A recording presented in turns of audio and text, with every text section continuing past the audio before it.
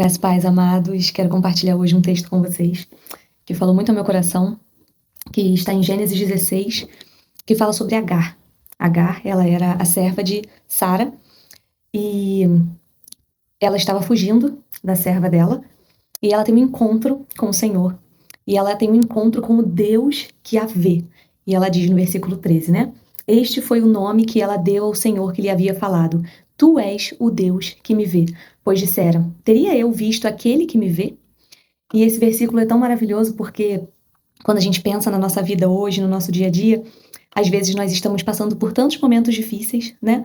Passando por enfermidades, por problemas conjugais, problemas com os filhos, problemas familiares, depressão, ansiedade, síndrome do pânico, né? Que são as doenças desse século.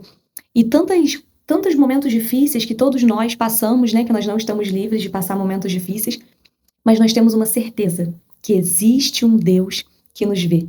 E isso é algo que deve mover o nosso coração de alegria, porque quando nós olhamos para Deus, um Deus que ele, né, no mundo onde existe 8 bilhões de pessoas no mundo, ele vê a cada um de nós individualmente.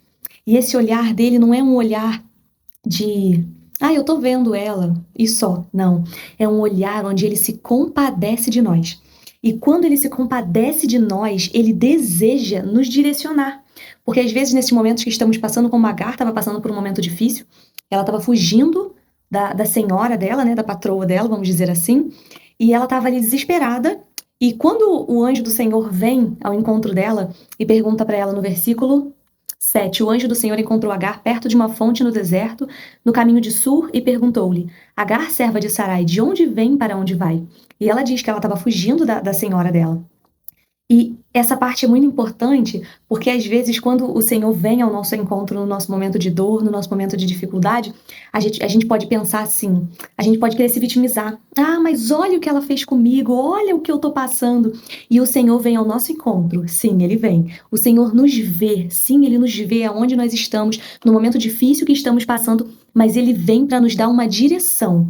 E às vezes a direção que o Senhor nos dá não é a direção que nós queremos. Às vezes não sempre, a direção que o Senhor vai nos dar é a direção de acordo com a vontade dele. E a vontade dele é boa, perfeita e agradável, mesmo que aos nossos olhos não seja. Talvez Agar estava querendo se vitimizar naquele momento. Mas o anjo do Senhor diz a ela, volte à sua senhora e sujeite-se a ela.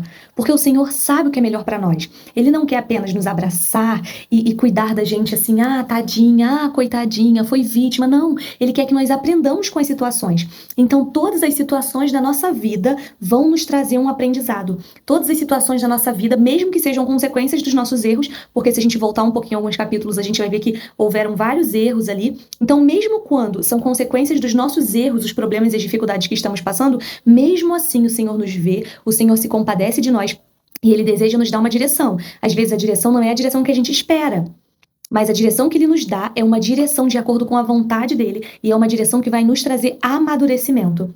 E o anjo diz, multiplicarei tanto os seus descendentes, no versículo 10, que ninguém os poderá contar. Então, por que o Senhor disse a ela, para ela voltar à sua senhora e se sujeitar a ela? Porque Ele tinha um propósito naquilo tudo. E o Senhor tem um propósito na minha vida, o Senhor tem um propósito na sua vida, e o que nós precisamos fazer hoje, diante de qualquer dificuldade que você estiver passando, é olhar para o Senhor e falar, Senhor, me dá a sua direção. Eu vou obedecer a sua direção, custe o que custar. Eu vou obedecer a sua direção, mesmo que aos meus olhos pareça ruim. Por quê? Porque nós cremos que o nosso Deus tem um propósito para todas as coisas. E hoje Ele não nos chama para ficarmos nos vitimizando. Ele nos chama para amadurecermos e crescermos no conhecimento do Senhor. Fica com Deus. Deus abençoe.